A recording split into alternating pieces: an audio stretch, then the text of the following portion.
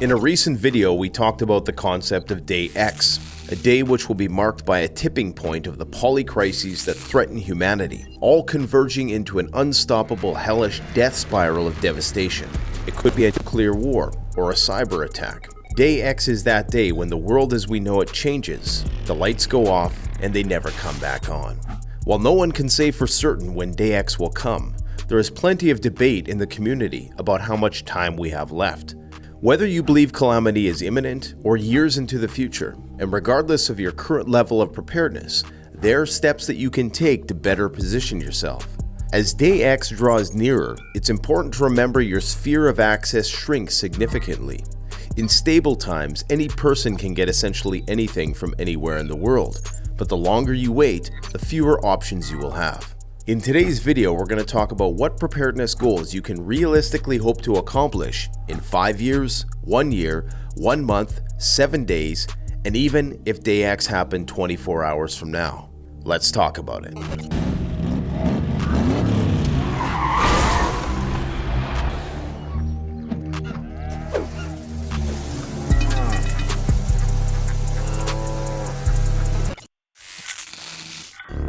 Five years to Day X.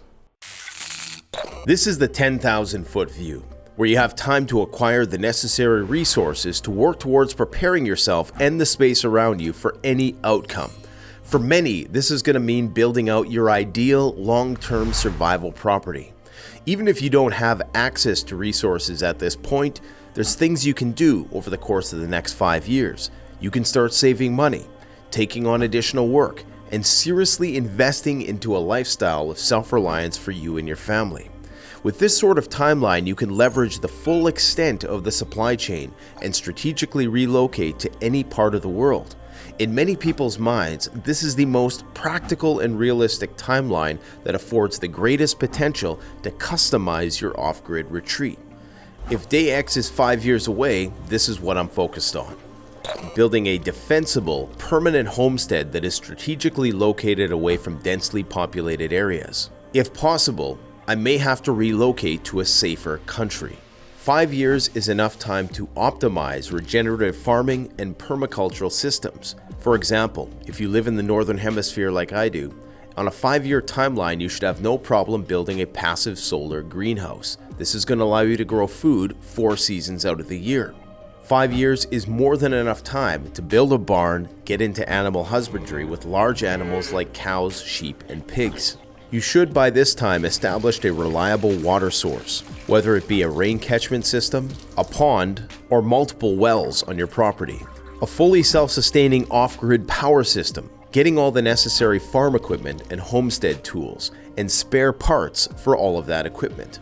It's one thing to have a tractor, but do you have the supplies to maintain that tractor for years to come when the grid goes down?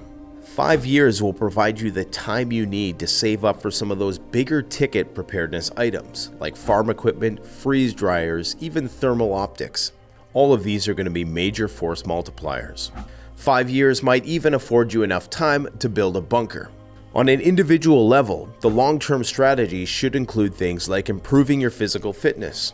5 years is enough time for nearly anybody to get in tip-top physical condition, barring you don't have any chronic health conditions. But even then, there's always ways to improve your situation. Within the 5-year window, major skill development will be possible.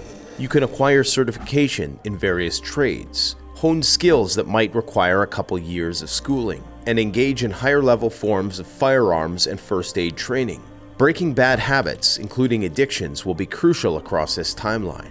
And last but not least, this generous timeline will allow you to build relationships with like-minded people who are outside your extended family. These relationships will form the basis of your preparedness community. Within this time frame, I believe that anyone willing to put in the effort and embrace the responsibilities of reducing their reliance on the grid can successfully adopt this macro approach to preparedness. A commitment like this will not only insulate you from future catastrophes, but will improve many aspects of your daily life in general. 1 year to Day X.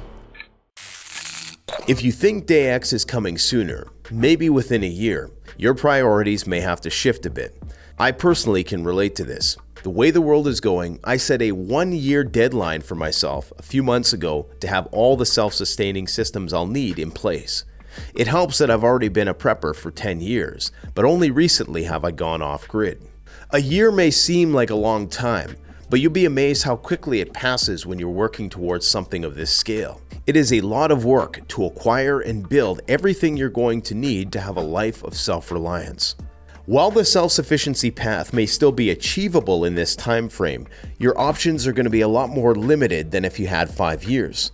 So rather than building out a custom homestead from scratch, you may want to seriously start shopping for an existing retreat location that already has most of your structures built. Most likely, you'll still need to retrofit many structures on the property so they're amendable to long-term survival.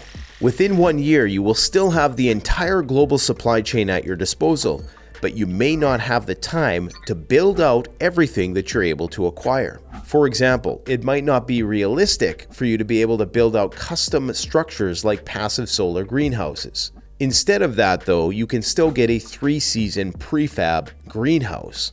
Instead of building a water reservoir or multiple wells, maybe just having one well and a simple rain catchment system will suffice.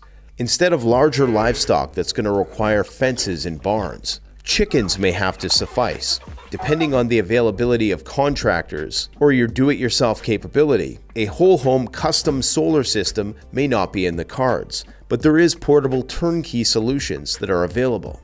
Learning the basics of various skill sets will be achievable within this time frame. Taking short courses on things like gardening, first aid, amateur radio, and even wilderness survival are going to be imperative. We've done numerous videos on what to look for when selecting a bug-out location, and there is still time for a focus on macro preparedness. You just won't have those extra 4 years to customize every aspect to your choosing. 1 year is still more than enough time to improve your physical fitness and health. And just remember that it can take several months to acquire a gun license within Canada. If you have any major surgeries or medical procedures that you need to get done, 1 year is a realistic timeline for having that completed. While you'll be doing many other things, you may not have the time to freeze dry your own food, but you will be able to build a healthy stockpile of freeze-dried food. You'll want to think of things that you might need around your homestead, like lumber, gravel, and trees and shrubs. Shipping containers are makeshift structures that will be very useful in a pinch around your homestead. 1 month to day X. This is the point where you'll notice a significant contraction in terms of your sphere of access. Many of the long-term survival options that we've been discussing simply won't be achievable at this point if you don't have them established already. And while it might be possible to close a land deal in a month, this is not a solid plan. If you find yourself living in a densely populated region that you may have to evacuate from within 1 month's time, you might consider purchasing a 4-season trailer, an RV, or some kind of bug-out vehicle that can protect you from the elements. This all depends on what your starting point is. You may already reside in a perfectly defensible location that won't be within the nuclear crosshairs. You'll also want to scout out some options, preferably in public land areas where you can bug out to. These locations should obviously be out of the city and off the beaten path. Bonus points for anything close to a water source or huntable land. In Canada, crown land and forestry logging roads will offer plenty of options in this respect, but you have to make sure you have the fuel to get to these locations. Having plenty of jerry cans or extended range fuel tanks is going to be essential. At this point, the prospect of setting up any kind of regenerative farming system will be nearly impossible. So at this point, your goal is to stockpile as much non-perishable food as possible.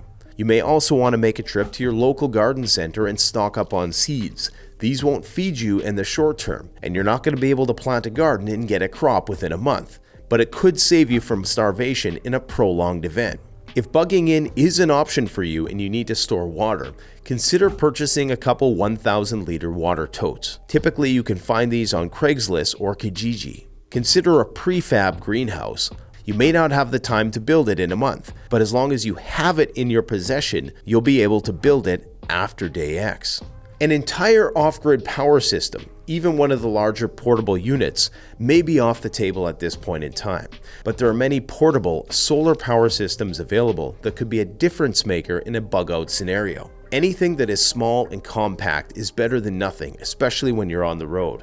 Another option that should be relatively achievable within this time frame is a gas, diesel, or propane-powered generator. But be advised, these are loud and will pose a security risk.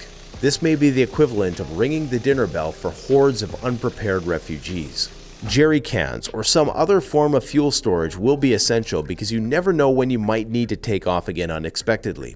You're going to want to stockpile as much fuel as you legally can get away with, no matter what the timeline. While a month is not enough time to noticeably improve your physical condition, it is enough time to book any pressing medical or dental procedures. Maybe have that one last molar pulled, or fill any prescriptions that you might need. It would also be a good idea to gather digital survival manuals on a hard drive and build out whatever you can for a preparedness how-to library.